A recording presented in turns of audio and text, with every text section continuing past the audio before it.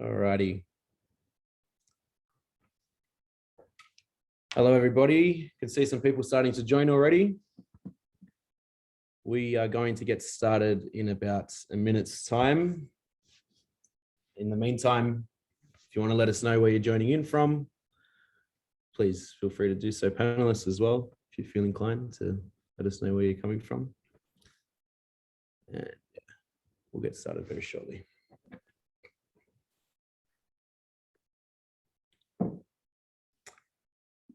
Who have we got? ATL. Beautiful. Thank you, Trent.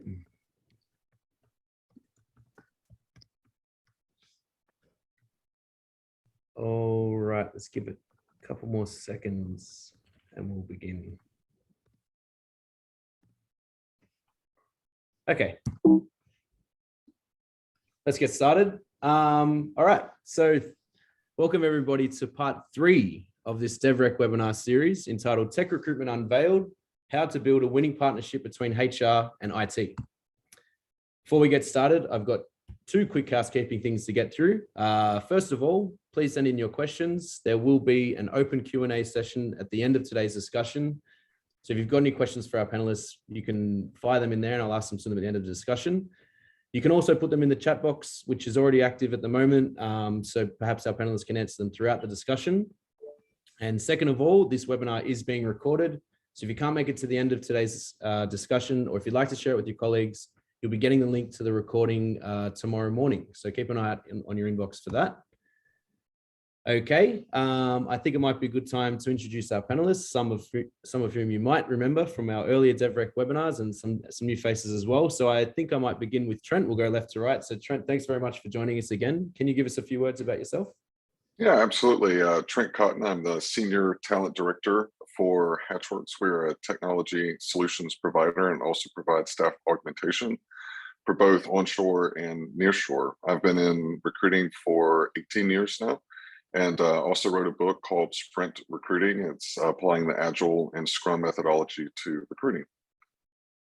Thank you very much. All right, Dominic, thanks again for joining us. Can you give us a few words about yourself? Hello, everyone. So I'm Tom. I'm a CTO at StepSkiller. I'm also still a hands-on engineer. So I'm doing a little bit of coding and a little bit of managing here. And I'm extremely interested in the recruiting part of my job position because apparently recruiting is at some level in your career, recruiting is actually one of the most important factors that you do as a software engineer, not to mention a manager or CTO. So I'm really glad to be here. Thank you. Chris, can you give us a few words? Thanks very much for joining us. And can you give us a few words about yourself? Absolutely. Yeah, I'm Chris Clark. I am the head of talent acquisition here at Theorem One. Theorem One is a consultancy. We work with large enterprise organizations to solve business problems. And we are a fully distributed team, have team members in over 40 countries around the world. We're at its size of about 375 now, which we've grown quite rapidly over the past 2 years. So a lot of talent acquisition. My background is definitely not talent acquisition at all. So I was a product manager just 2 years ago. I used to lead our product team here. And Thomas, as you said, at a certain point in your career, hiring becomes the most important thing. And that's a very true statement. Absolutely. Thank you very much for that introduction. And last but not least, Angela, thanks very much for taking the time for joining us. Can you give us a few words about yourself? Absolutely. My name is Angela Druckman. I'm a certified Scrum trainer. I started my career in development, but pretty rapidly went into project management and had the great fortune of having my very first big project be my worst project ever. Classic IT disaster project, millions of dollars over budget, way late. That really got me thinking there's got to be a better way to do this. And some years later, I discovered Scrum. So now I work with my clients pretty much all over the world, 5 continents, 23 countries, to help them use agile practices like Scrum to avoid disaster projects. Awesome. All right. Thanks very much for those introductions, guys. Now, before we get started with our planned discussion, I thought I would just do a quick introduction about Devreck, about this series. and give you guys a bit of background about what we covered in the early parts of the series if you weren't here. So basically, Devreck is a 3-part series focused on successful HR and IT cooperation for tech recruitment. During part 1, we heard the perspective of technical recruiters and HR professionals. We just heard from Trent, who's present during the first part of this discussion, and he was joined by a couple of other HR professionals to hear their side of the story. Excuse me. The way we did that is we looked at the different areas of the tech hiring process that required the most improvement for HR and IT cooperation. So we looked at everything from the job advertisement to screening, interviewing, the hiring process, the actual hiring decision, and looked at areas where there could be improvement between HR and IT. We also covered some tips on how to work better with the IT hiring manager at every single stage. So we took polls with the audience. We covered a lot during that discussion. Just a quick note here that all 3 of these recordings will be shared with you guys next week. So keep an eye out for them if you weren't present. But moving along. So in Devreck part 2, we were joined by IT professionals. So we heard from HR in the first panel, we heard from IT in the second panel. In this one, we focus on frustrations from IT working with HR and looked at some strategies on how to basically overcome these challenges. Now, in part 3, we took a slightly different approach. We actually surveyed you guys, the audience who registered for this webinar, and asked you to answer a couple of questions, which were basically aimed at addressing or recognizing the pain points and frustrations from HR that they have towards IT in the tech recruitment process, and by the same token, IT have towards HR in tech recruitment. So the top 3 for HR were lack of clarity in job requirements, the feedback loop, and the amount of time dedicated to the process. For IT and their frustrations towards HR were the knowledge of job requirements and certifications, lack of technical knowledge, and poor job descriptions. So these were the top 3 voted sort of frustrations, pain points that we had from you guys for each persona, essentially. So yeah, today, what we're going to cover, this discussion is going to be purely based on your insights and preferences. You're going to hear from both HR and IT professionals on each of these points. We heard from our panelists at the introduction that we have people from both sides of the story. So we want to hear perspective on each point and try to lay to rest any of these doubts on how to get this cooperation to work. We want to have an aligned HR and IT teams for tech recruitment. That's the goal of this series, essentially. So I will stop sharing my screen, which has probably stopped now, which is good.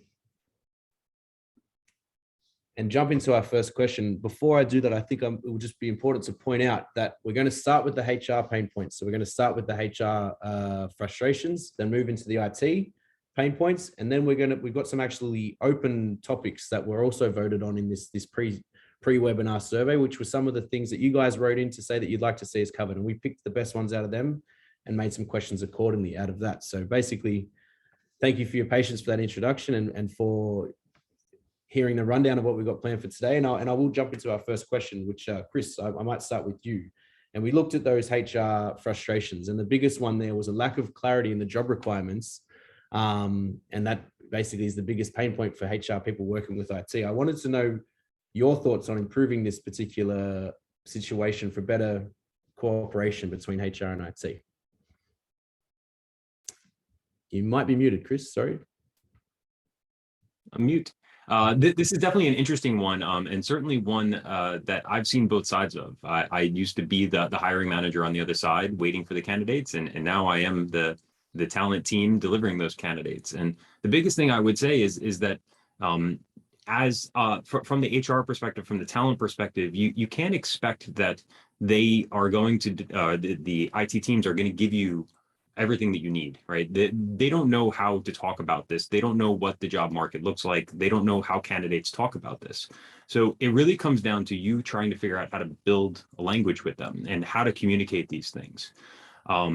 It's actually your responsibility in HR to get a deep understanding of the way that they work day to day, and not only of the rec that you're trying to fill, but all the different roles that this person that you're hiring is going to work with. Because when you understand the whole team, you can understand how one will balance the other. And you need to go through and say, hey, if this candidate is an expert in this, but they have everything else, would you pay for that? because it's going to cost more if they're overqualified. If the candidate is missing this skill set, would they be able to survive on the team? And you need to kind of operate with these extremes to be able to figure out the language that you can share with that HR team.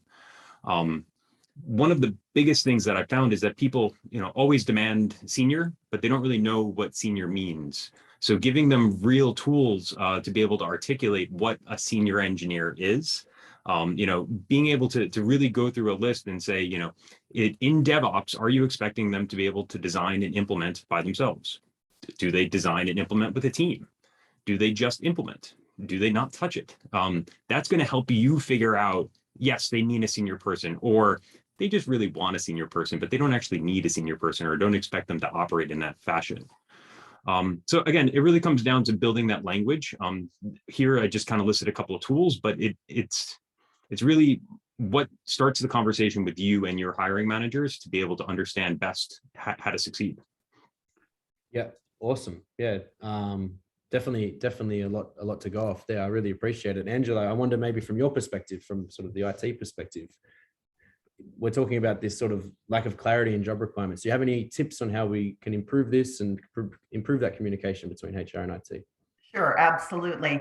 This is something I'm always working with my clients on, is trying to help them hire people who are actually going to be good team members on an agile team. One of the things that really complicates that is there's not a lot of standardization in job descriptions and job titles. I have a number of clients, as an example, that are government clients, and they have bizarre job titles. Like it really doesn't give you a clue as to what they do. Here's an example: senior IT consultant.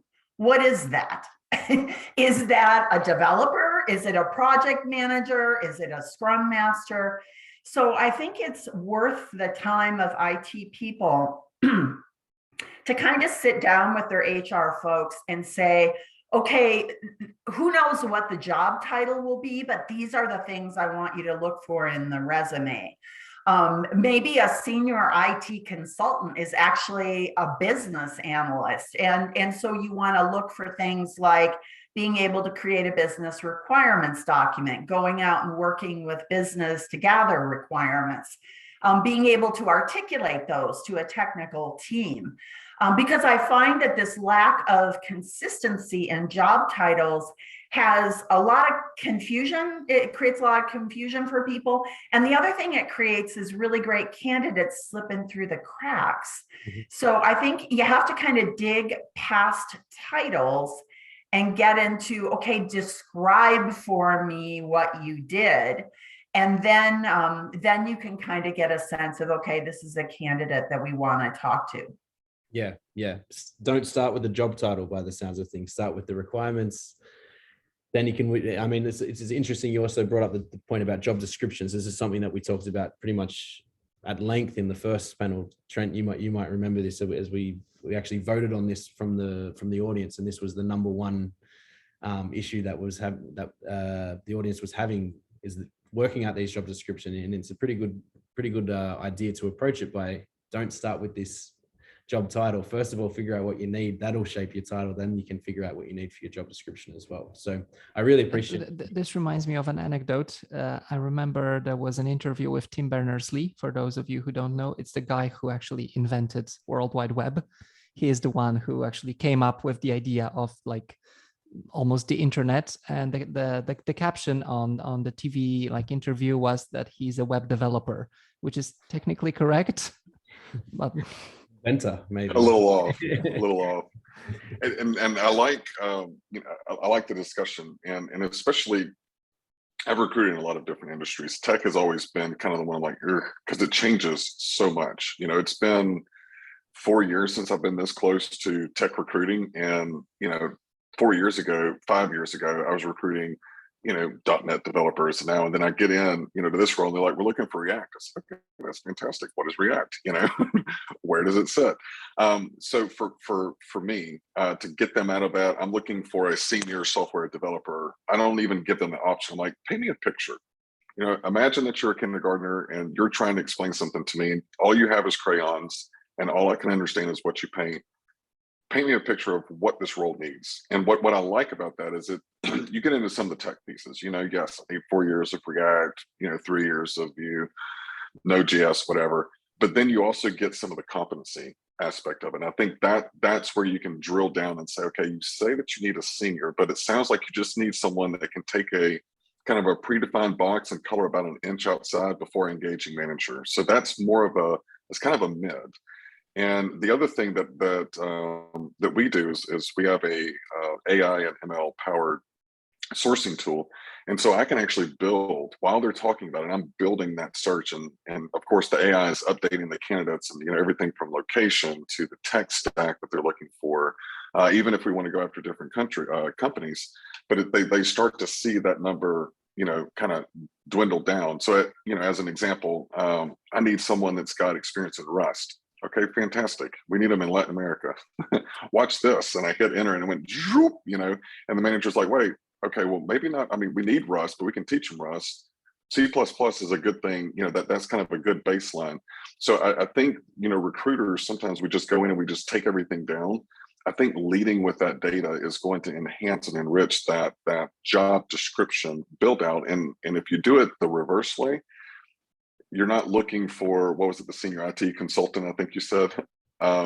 If you put that in the title, you're going to get 40 million of those just in the United States. But if you build from the skill set and the competencies up, then and just leave the title irrelevant, you're, to the earlier point, you're going to have candidates that don't have that skill set.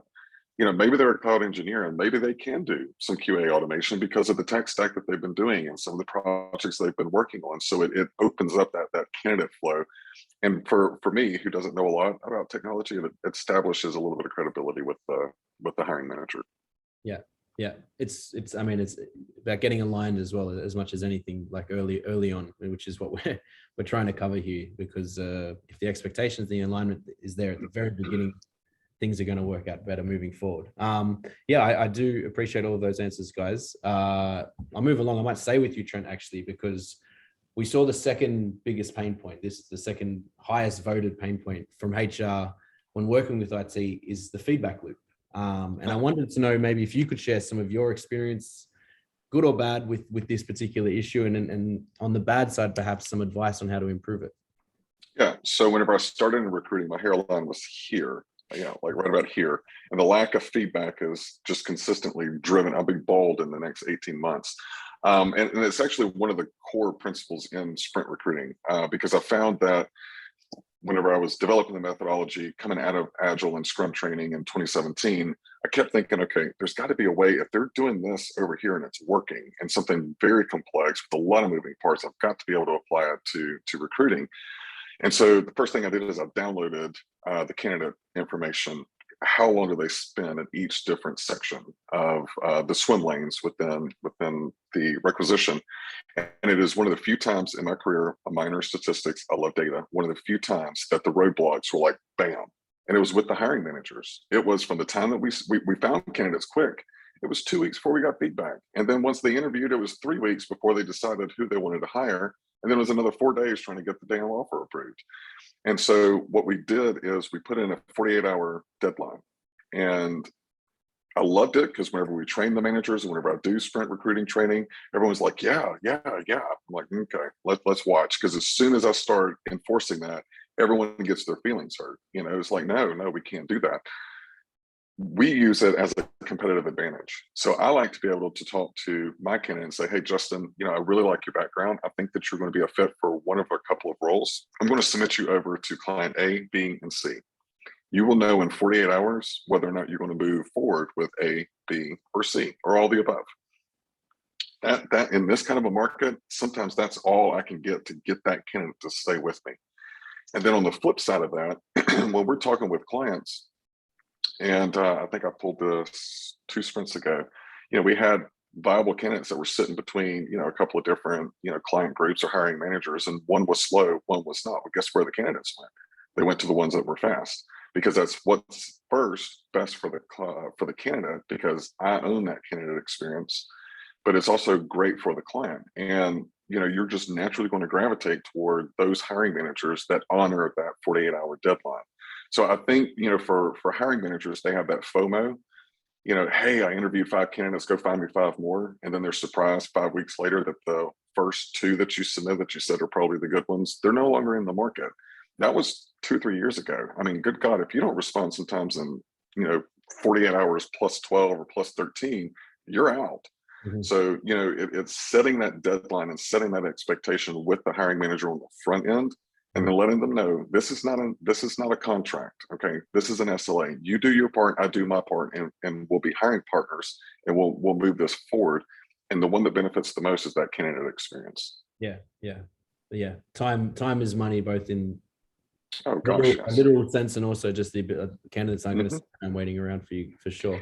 Right, and especially in IT, they live for deadlines. I mean, everything they do is on a deadline. So play to that, and kind of speak their language a little bit and say, okay, what's our deadline for this? I send you this. I want an answer by this date. And then for you, recruiter, set a timer in your calendar to remind you to go get the feedback. Yeah, for sure. Justin, I have to interject here and just really second what Trent is saying. As a company trying to hire, you are at a huge disadvantage if you dilly-dally. I am getting a chance to see a real life version of this right now. My youngest son is a software engineer, and he is ready to move on to a new position. And he did what I told him to do, which is go out, get a solid offer, and then interview, and get a bunch of other offers. And that's exactly what he's done. So he's in a really powerful position. He's playing employers off each other. And that's great for him, but it's not so great for the employers, especially for the very first company that gave him an offer, because they kind of dragged along and like, well, you can start in a month. When you tell someone you can start in a month, if it's a smart person, they're going to go out and get a bunch more offers and use it to get something better. Yeah, there's certainly no lack of demand for software developers, engineers. So yeah, you really got to be moving quickly, and yeah, it's a good approach actually as a candidate, for sure. I told a hiring manager, I think last week, that he says, well, why do you like to move so fast? I said, whenever I date someone, I don't wait 2 weeks to see if they're going to respond. I mean, I'm over them like a fungus if I want to be with them. Companies need to kind of take that same approach of going, this is the talent. Justin is exactly what we're looking for. Heaven and earth needs to move to get Justin, and let Justin know from the get-go, before even day one, I value you, I value your time, I value your experience, and my behaviors support what I'm telling you. Yeah. That's the piece I think a lot of hiring managers are missing, that recruiters, we don't convey that to them, the importance of this. Yeah, practice what you preach, for sure. Tomek, I mean, you've been a technical candidate yourself numerous times throughout your career. You've also been a hiring manager. I wonder, from your perspective, you've got a lot on your plate, especially as CTO at Devskiller, but how do you find time for this feedback to keep the process moving along? Well, you just have to understand that some things are very time sensitive, as you already mentioned. So when you're unemployed, this is very stressful as a candidate, as a software engineer or whatever, and you have to understand that. And if you get an offer within 24 or 48 hours from someone, you're not going to be waiting even further for other offers, because you already got something. So yeah, why bother? Especially if I can start straight away next week or whatever. So I did receive a few times when I was recruiting people who actually gave me a reply when I was very fast, and they gave me a reply that, yeah, that's great, I got this offer, but I'm still waiting for a reply from another company. But more often than not, you will be in a much more advantageous position. And if you are the first one, and if your offer is okay-ish, then that's all, because candidate also knows that either he or she accepts the offer or it's game over. We have to move on, because the candidate also cannot drag along this process for too long. And if you are honest, that's okay. If you are honestly saying that you are also waiting for an offer from a different company, I can wait, but my mind is clear. I know that I did everything I could. But if someone is faster than you, then well, that's just game over. You're not gonna get that candidate, especially on the market we have right now, where the unemployment among software engineers is actually very low. So don't expect people to just like sit there and waiting for your offer.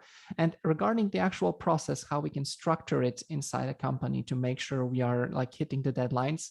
So you can approach it from like two perspectives. The one is like very technically oriented, so to speak.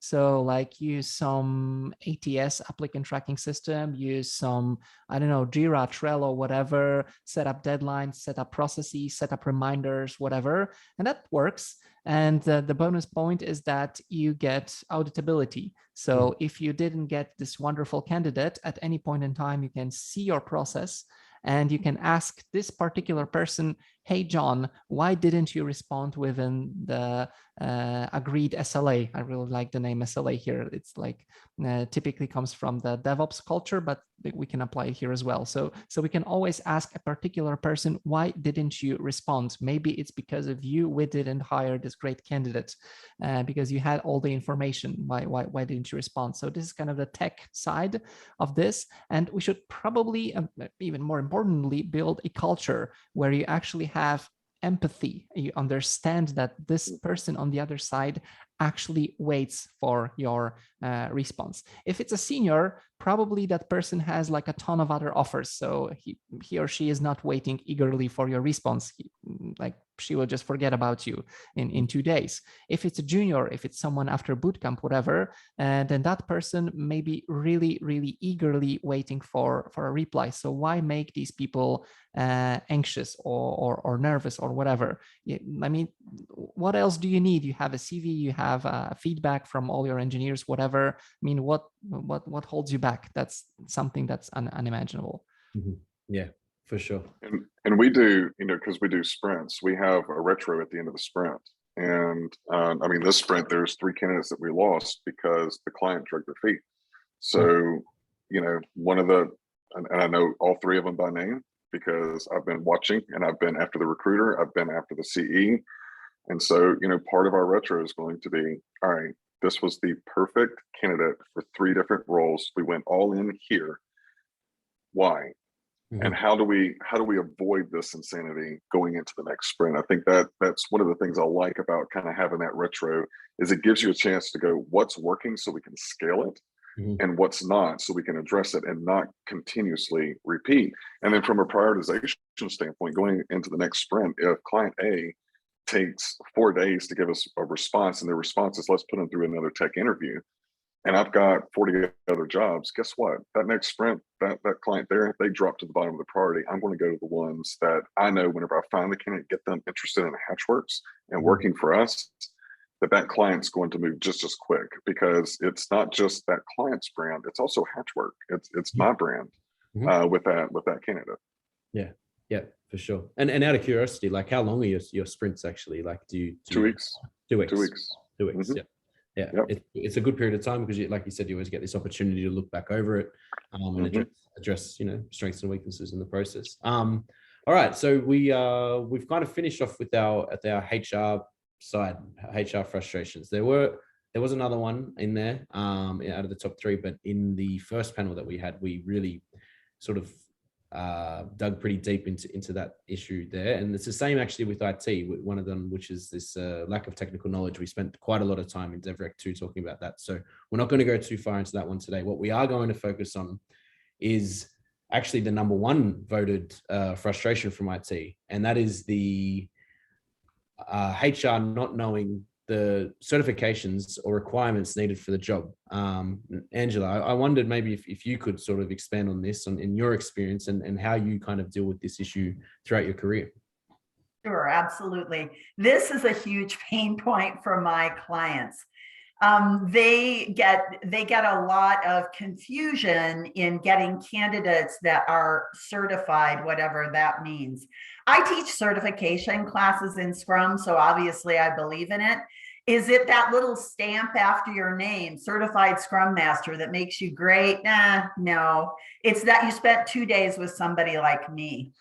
If you think about it, if let's say you're trying to do an agile practice like Scrum and you're having trouble, you ask a colleague for help.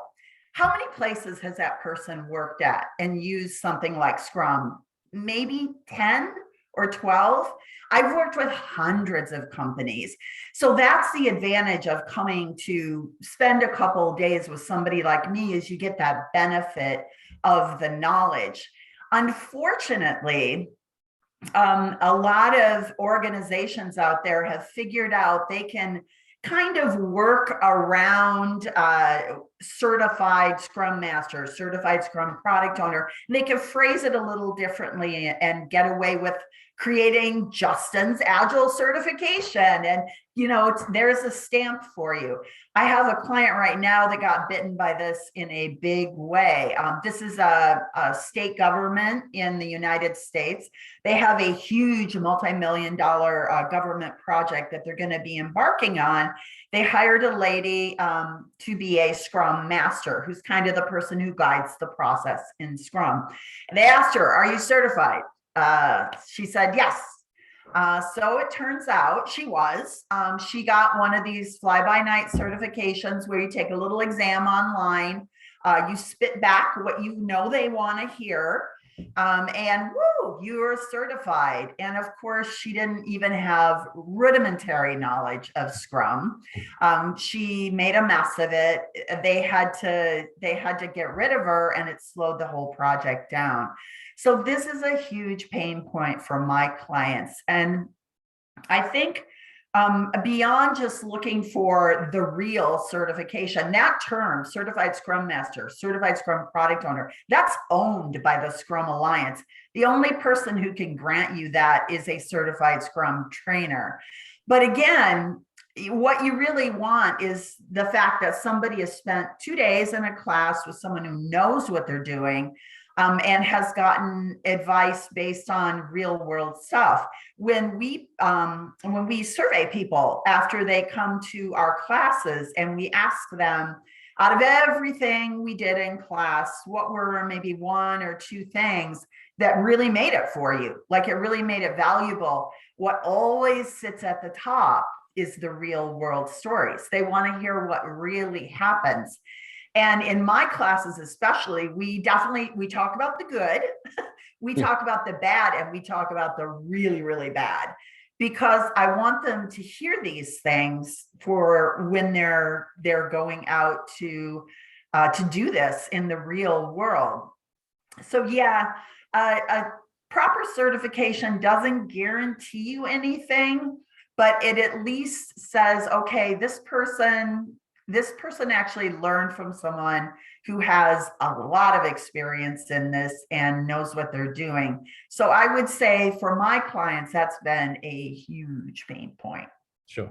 Yeah. I think it comes back to the point of the legitimacy of the certification as well. I mean, we talked about this in our DevOps series last year. We had a couple of separate webinars about DevOps and DevOps recruitment. And we spoke about the value of the certifications, particularly in the DevOps space. But I mean, it does vary. And Chris, I'd pass it over to you. What do you think about this particular point? And have you had any issues with this over at Theorem One? Yeah. What I would say is exactly what you said, Angela, talking about real stories. We at Theorem One, we run a series with product managers that we call war stories. We want to know when it went bad, because that's when you learn the most. So we bring a lot of people together and they just talk about times where they've really come up against the wall and how they solved those problems. It's really effective to talk to a candidate and talk about the things that they've done in the past, not because you're 100% basing your evaluation on like is what they do now exactly what we're looking for, but we're really interested in how they take something really complex and they distill it down, how they approach solving problems. Those are all really, really positive indicators about a candidate. When we look at the certifications, a lot of times for me, certifications become a red flag. Not because there's something wrong with that certification or it's not helpful. It's probably incredibly helpful for their skill set. But the people that kind of sing their certification and the top of their resume is a banner of certifications. They're just collectors that are out there to get all this stuff. They've attended lots of classes. They're not really there to, improve their career by learning something. They're there to improve their career because they can attach another acronym at the end of their name.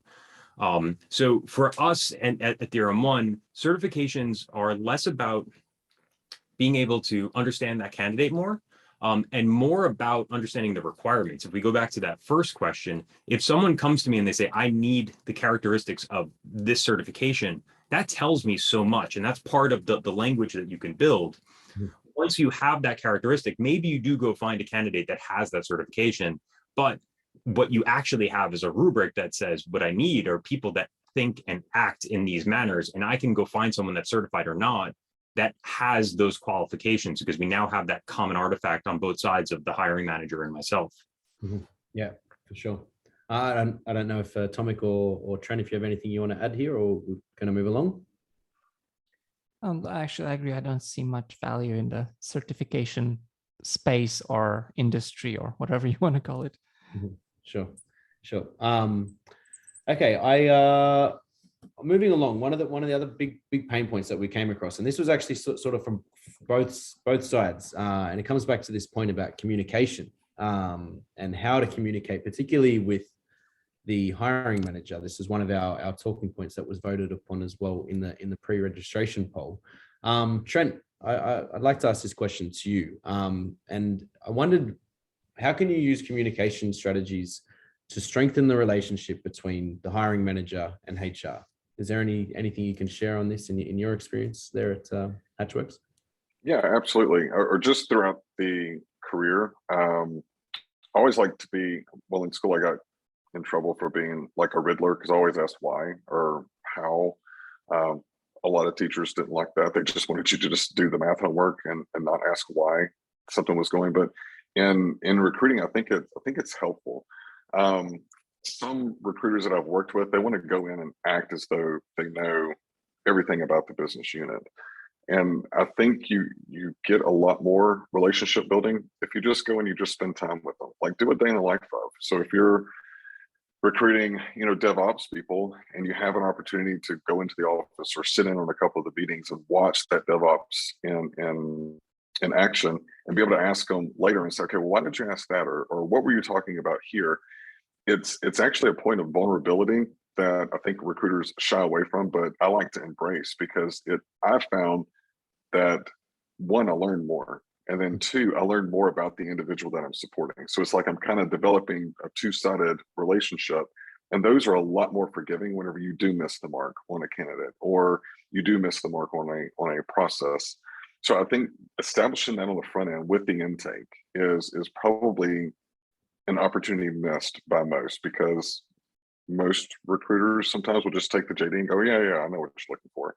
Even if I do, I want to ask a couple of questions to kind of focus in on that relationship piece. So whenever I was in banking, before I became a recruiter, I was a banker. I knew what a private banker did, but by the time I started recruiting, 7 years had gone by. So things had changed. So I went in and spent time with a couple of our private bankers and learned about their portfolios, learned about how they met with clients. And I asked the leaders, who are your best? I want to go sit with them. So not only was I kind of understanding what the bar in the company was, I was also, kind of showing that I was willing to sacrifice the time. So that hiring manager, whenever I sent somebody over, I said, hey, this person's a lot like John.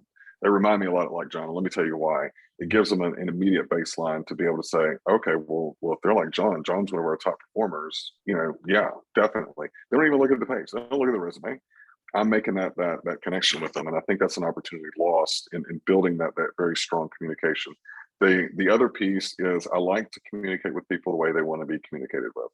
Mm-hmm. I love the memes out there that says, that shows like a cat face and it's looking at the phone like, why is it ringing? It's like, why are you calling me? Just text me. If we need to call, we'll set up a time and we'll talk. I talk all day long. I don't want to talk in my personal time. And I think that a lot of managers are that way, and recruiters get frustrated. I sent you an email, I sent you this, I sent you that. Well, if they're always on Slack and that's their preferred mode of communication, Slack them. If they don't like Slack and they like to be on the phone with you for 5 or 10 minutes, book 5 or 10 minutes, but get that information on the front end. How, Mr. and Miss Manager, Mr. and Miss Executive, how do you want to be communicated with? And then follow that and have like a little rap sheet of your hiring managers.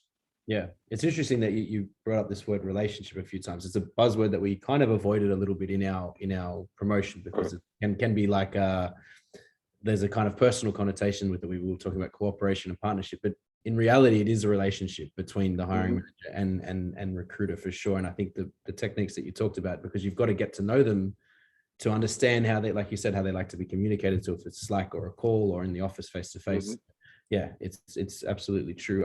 Tomek, thanks very much, Trent, by the way. And Tomek, I was wondering, from your perspective, do you have any advice here about communication strategies or how to go about it?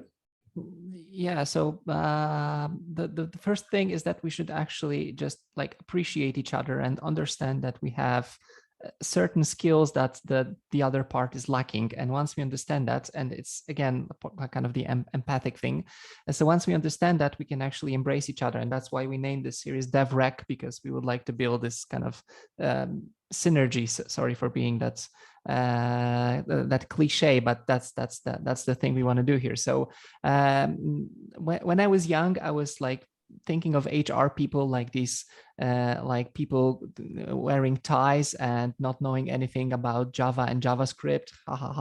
They cannot tell apart these two technologies. And I can only imagine what HR people were thinking about me. Like I am this guy sitting in a dark room and doing coding and really awkward, socially awkward, and so on and so forth.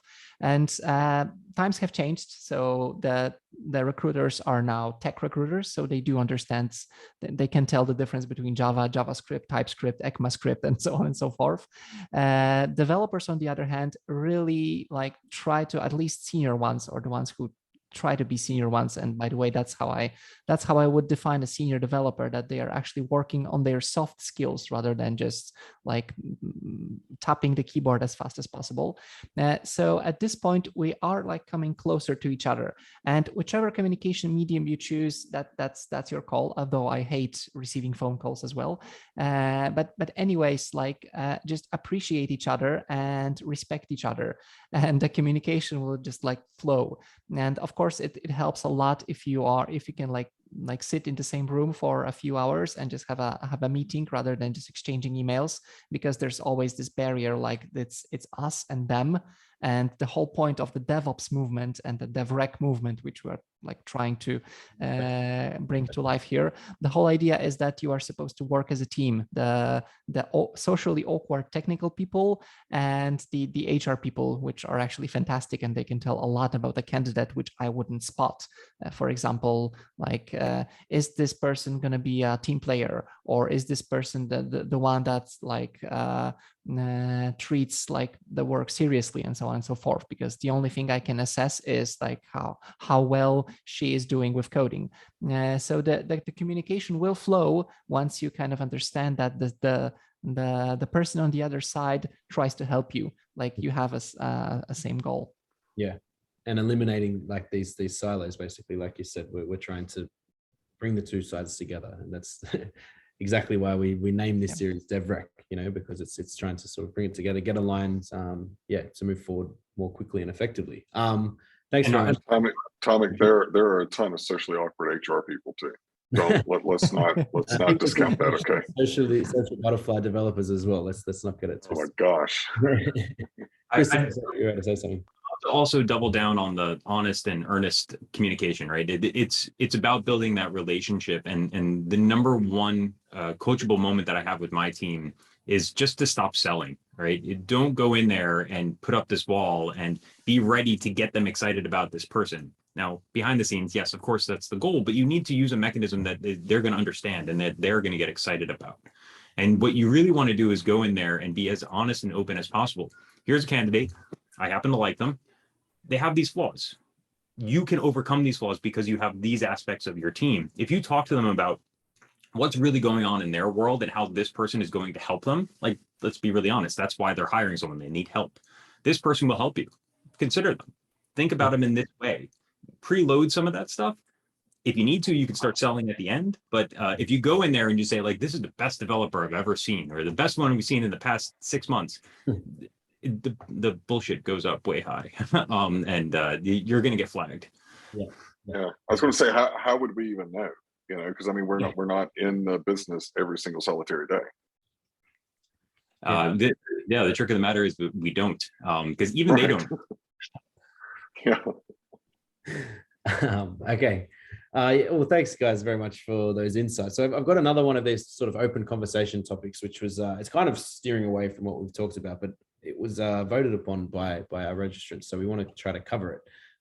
Stop selling here. I'm seeing another comment coming through. And don't forget, if there are some questions you'd like to ask, you can fire them in there because we are coming up to our sort of Q&A period of time. But Angela, I wanted to ask you a question about interviewing. This is something that came up quite a bit across the series and also in this most recent registration poll. And I wanted to know maybe some of the interviewing techniques that you can share with our audience to keep candidates engaged. Basically, the concern is that we kind of touched on it even in today's discussion, that candidates are involved in many processes. Even your son is involved in 4 or 5 different recruitment processes. How do we keep them engaged? Maybe there's some, not just in the interview stage, but in general, how are we keeping candidates engaged? Yeah, I do have some thoughts on that. Probably one of the number one things that I share with my clients is if you are using agile practices like Scrum, tell people about it. So I have a client that is a different state government. I can tell you who it is because I wrote a case study about him. It's Nevada Department of Transportation, not something you would associate with agile. They were having a heck of a time getting good candidates because of a couple reasons. One, they're in the state capital in Nevada, which is Carson City. People don't want to move to Carson City. They want to move to Vegas, which is a long way away. And their job titles are bizarre. They have nothing even remotely related to regular industry. So what we did is we wrote a case study on them because, believe it or not, they are one of, I would say, my top 5 clients as far as totally adopting agility and making use of practices like Scrum. We wrote that case study solely to help them with recruiting. And the last time I visited with them, they had a couple of candidates that they had hired who told me, I applied for the job because I read the case study. So if you're doing cool things where you work, especially if you're in an industry that people have preconceptions about, I think it's super important that you get that out there. Tell people about it. Let them know that, hey, this is a really fun, cool place to work. As far as actually interviewing, the thing I always encourage my clients to do is start your sentences with, tell me about a time when you did X. Mm-hmm. Not just spieling out, as I think others have said, spieling out things that you read out of a book or you got in your class and you can regurgitate it, but you want to hear about times that they did things. The other tip I would give recruiters and employers is they're going to be asking you questions too. And you want to be aware when they're asking you pivotal questions and answer them well. So when I do my classes, one of the very first things I do when we're introducing and getting to know each other is I say, if you're comfortable telling me this, how many of you are actively interviewing right now? In a Scrum Master class, it's usually going to be about 40 to 50% of the people. So what I give them, if I know I have a bunch of people, is I give them interview questions to ask. It's a very short list of questions, but the answers are incredibly revealing. They're going to tell that person if the company that they're interviewing with really understands agile practices like Scrum, or is it just blah, blah, blah with the buzzwords and they don't know what they're doing. And what I always tell my class attendees is it's never my intention to tell you not to work for someone. I just want you to know what you're getting into, so that if you take on a position where they're doing things like Scrum really poorly, you knew that ahead of time and you're okay with that. And presumably you have the experience to go in and clean, because that's what you're going to do. You're going to go in and clean up. So I think as employers, you want to get really aware for whatever position you're interviewing for, what are the pivotal questions that might be coming back at you, and really think through, how do you want to answer those? One of the questions that I'll just give this as an example. I give my classes, I tell them to always ask it last and always ask it of the highest ranking person in the room. And this is the question. I'm just curious, why did you decide to do Scrum here at your company? Now that sounds like a really simple answer, but you will be amazed at how revealing, or question, but the answers are just so revealing, because you're either going to get something that sounds like they're trying to hit buzzwords, well, teamwork, global enterprise, synergy, blah, blah, blah, or you're going to get something that's related to their business. And I always tell people that I think if I owned Wonder Woman's lasso of truth, she puts it around people, they have to tell the truth. That if I put that around most people who are using agile practices like Scrum and force them to answer it honestly, the honest answer would be because everybody else is doing.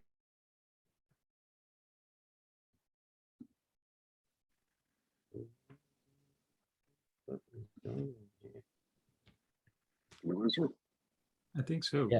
Apologies, guys. I lost my connection for just a moment. Can you hear me okay? Yeah. Is it me, or it must be Angela? I to just add, that would be the honor business. Okay, that's somebody who understands, right? We lost you for just a moment there, Angela. The connection. Oh, sorry about that. Yeah, I got a little flash up that my connection was unstable. Hopefully, no worries. You're back. Thanks for that. Yeah, but that's what you want to hear. You want to hear something related to their business. So I guess these are just a few techniques to think about that. What you want to get from your candidate are real things that they did. And I have no problem asking trick questions either.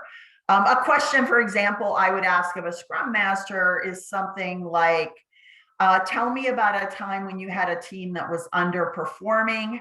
How did you get them to perform? That's a total trick question for a Scrum Master, because Scrum Masters don't get anybody to perform. But you have a lot of people who, again, sat through those 2 days just to get that stamp, and they're former project managers, and you're going to hear about how they took control of the team and directed them. Okay, that's not the candidate you want for an Agile team. Yeah, trying to reveal the truth out through these questions, essentially. Chris, thanks very much, Angela. Chris, you wanted to add something there? Yeah, I want to definitely agree with both of the points that Angela made there. It's a matter of for me, it's selling culture, right? People are going to be excited if they're really excited about what's on the other side. People have a lot of choice in the market right now, and if you spend the entire time just grilling them with questions, that really sets the tone of what it's going to be like to work there. One of my favorite ways to interview a candidate that I'm really excited about personally is to just open format, like, hey, I'm here to answer your questions. I'm going to get you excited, and I'm really explicit with that. The point of this call is to get you excited about it, and I format it in a way where they can just start the conversation with as many questions as they want to understand me and my company. Once you're actually in that conversation, one, you're going to learn a tremendous amount based upon the questions that they ask and what's important to them. But two, when you're actually in a conversation, you can start weaving all of your normal interview questions in, and they won't even know that they're being interviewed right now because they're so deep into that conversation. And they walk away saying like, oh man, the entire time went by and you didn't ask me a single question. I get that a lot. And it's like, that's okay. I learned a lot during this call. And guess what? I want to move you on to the next round because I really enjoyed this conversation. People feel really, really good about that process. Yeah, it works both ways by the sounds of things, which is really interesting. Well, thank you guys very much for that. I don't see any open Q&A questions. There have been a few in there that are being answered. But yeah, if there's anything else you guys would like to ask to our panelists, you can do that now. But I would like to move on to actually our last question. And we're going to ask this actually to everyone, but I'll probably start with Trent and Tomek, or maybe we'll start with Trent first and move over to Tomek, because you guys have been present through most of the series here. And as we're trying to lay to rest the concept of let's say, unsuccessful or ineffective HR and IT cooperation for tech recruitment, the concept of this Devreck series, what are some final thoughts? Anything you can think of that maybe we've covered already that you'd like to elaborate on, or even something that we haven't covered that people can take away today and put to effect at their companies in improving this cooperation between HR and IT? Trent, maybe we can start with you. Sure. From a TA side, remain intellectually curious, humble, and listen more than you talk. Those are kind of my guiding terms. I don't do the last one as often as I should, but that's something I'm trying. I've been working on it since I was 17, but maybe one day I'll get it. Awesome. Tomek, thank you, Trent. Tomek, what about you? What have you got to share here? Well, I think there's a lot we can learn from each other, the tech and the HR silos, so to speak. So just like listen to each other and try to learn as much as you can. So the tech people, the engineers should try to teach a little bit of technology to HR people so that they don't feel stupid and they don't make stupid mistakes. And many software engineers are laughing at the HR people because of the aforementioned Java versus JavaScript dispute or whatever. And on the other hand, the technical people can learn a ton regarding soft skills, regarding how to speak to people. Whatever you just said about like having a conversation versus a bunch of Q&A, which sounds like very unnatural, and that's also like one of the things that the technical people can learn from HR. So learn from each other and kind of respect that you are professionals in your respective areas. Yep. Awesome. Both great pieces of advice. Let's go the whole way around. Angela, maybe you can share some final thoughts here. Yeah, definitely. I think that in my line of work, one way that we've kind of improved that connection between the technical part of a company and HR is to get HR using some of the same techniques that the technical people use.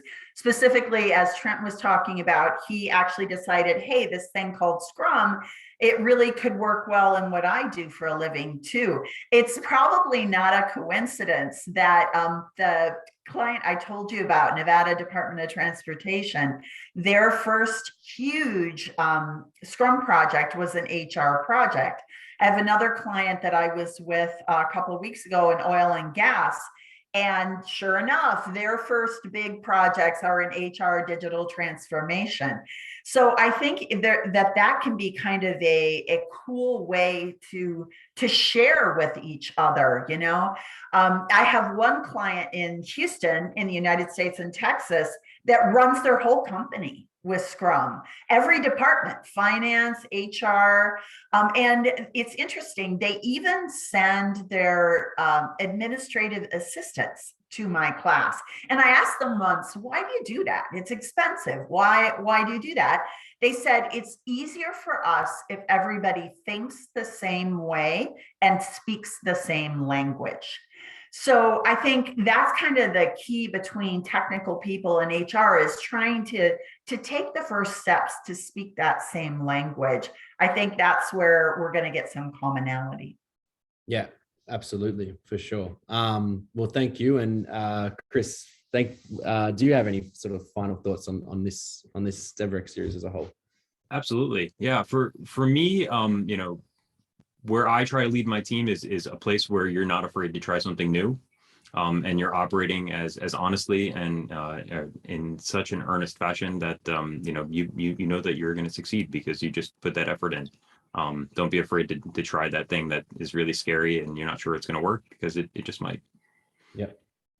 All great pieces of advice that maybe we can bundle together. I'll reach out to you guys individually and sort of put this together and share it with you guys. I do see one question, Tomek, you might be the best person to answer this one, which is how important is web accessibility when it comes to software development? Could you? Oh, very good question. So if you do not pay attention to web accessibility, so everything related to people with various sorts of like disabilities, you are excluding a whole bunch of folks from your recruitment process.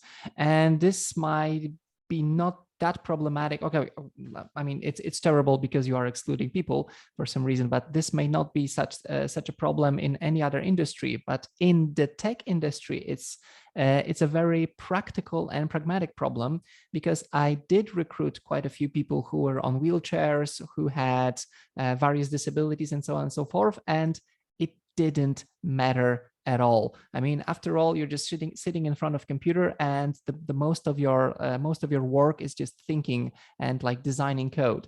So by excluding a whole bunch of people just because your recruitment process is not accessible by any means, so your office is not accessible, your screening platform is not accessible, and so on and so forth, you are actually losing a lot of potential.